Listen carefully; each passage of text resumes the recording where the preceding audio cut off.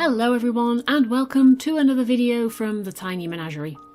There are many fish in the hyphessobrycon genus that are kept in the aquarium hobby. You've got serpae tetras, phantom tetras, widow tetras, and this is another one of their cousins, the flame tetra, also sometimes known as von Rio tetras or red tetras named for their deep orangey red tails. And while they are perhaps not as well known as serpae tetras, for example, they are definitely just as beautiful. But what do they like to keep, and what kind of setup do they need? Well, flame tetras hail from quite a wide area of Brazil, where they tend to inhabit very dense, deeply vegetated waters, and I would definitely say that this is a fish that shines its brightest when it is in the darkest of surroundings. They have a very beautiful pair of black bars that run down their sides that only really show when the fish is being kept in really quite a dark tank. This is presumably some form of camouflage as they try to make themselves look like their surroundings. And they certainly look their best over a nice dark substrate as well. In fact, flame tetras are just perfect for a more mysterious tank, one that has lots of shadowy spaces as well as some patches of sunlight for them to flit in and out of. That's not to say that they are shy fish though. In fact, they're perfectly happy being out in the open in even the very most brightly lit tank with a very pale substrate underneath them, especially if there are other dithering fish types around as well, just to prove that the coast is clear. It's just that when these lights are very bright and over that pale substrate, they look washed out and they go pale themselves. They don't show these lovely dark bars on their sides as once again they're trying to blend in with their surroundings. And so it's in a shadowy tank where they tend to put on their very best display. Luckily, when it comes to water parameters, flame tetras fall very much into that typical tetra area of preferring slightly acidic water with a pH anywhere between 6 and 7, and a temperature in the very middle range of between 22 and 26 degrees C. What they are not very fond of though is fast-flowing water.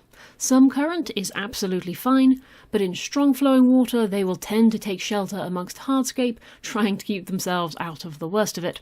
Also, like a lot of their other tetra cousins, flames don't grow particularly large. Even a very big female will only max out at about 2 inches, with males staying much closer to 1.5 inches and having a slightly deeper red coloration on them compared to the females. Unfortunately though, that's pretty much where the easiness ends. Flame tetras are not the simplest of fish to keep for 2 reasons.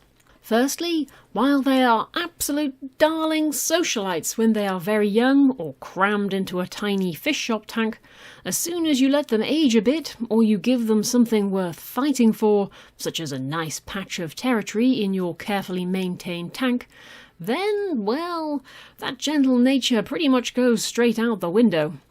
I wouldn't say they are kill-on-sight aggressive, but they are definitely very territorial, and once established in a tank, you will find that a few of the more dominant fish will likely hold all of the best territories, and then any flame tetra that wanders too close, or heaven forbid actually into their territory, is going to get a jolly good chasing.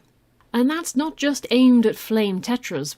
I can't keep any of the other hyphessobrycons in here because the flames will pick on pretty much any fish with roughly the same shape as themselves.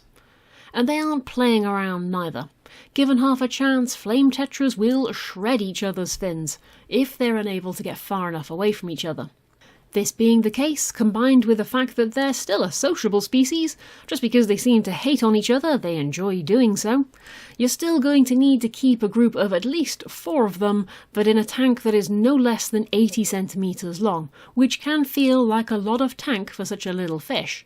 But it's worth it so that they've got that space to be able to establish a territory and get away from anybody else who's already got a territory. And the other issue is that they seem to suffer quite badly from what I like to think of as sudden tetra death syndrome.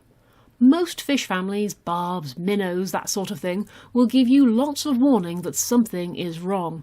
They'll be lethargic or slowly getting thin or just major changes in their behaviour. They give you time to figure out what is wrong and then fix it for them. Not some tetras though. Some tetras will be fine for months and then suddenly die overnight for what seems like absolutely no reason at all. hence sudden tetra death syndrome. Some tetras do this, some don't. Flames do.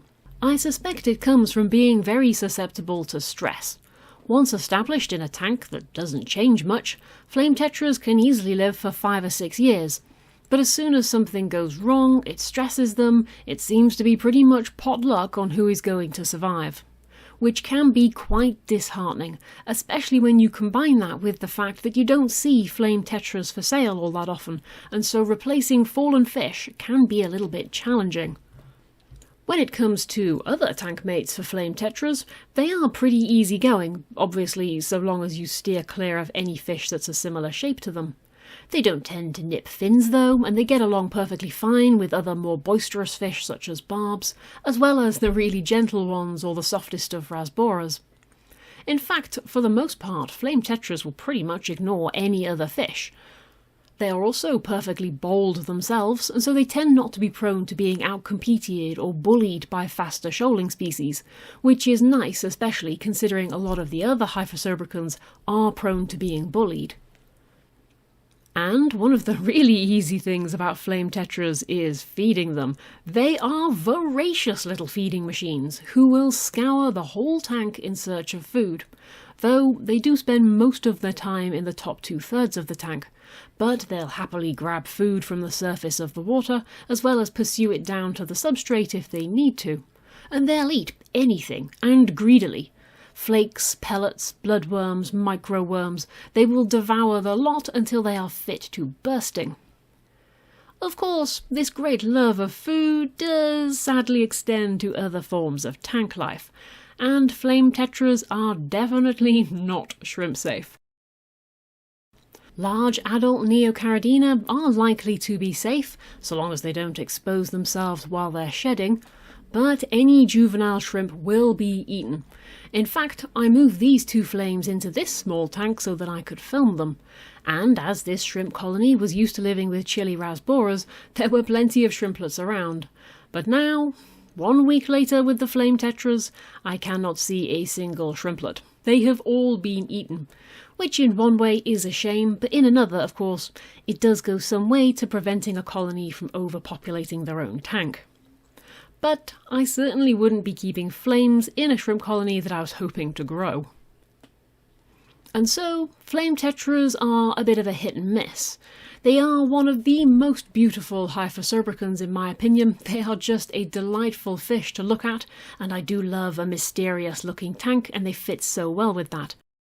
And so though, if you're looking for a very handsome, slightly aggressive, dark water loving shrimp eater, then flame tetras just might be the fish for you too. Anywho though, I hope you've enjoyed this little video all about the flame tetra. Happy fish keeping everyone, and I'll see you again soon. Bye bye!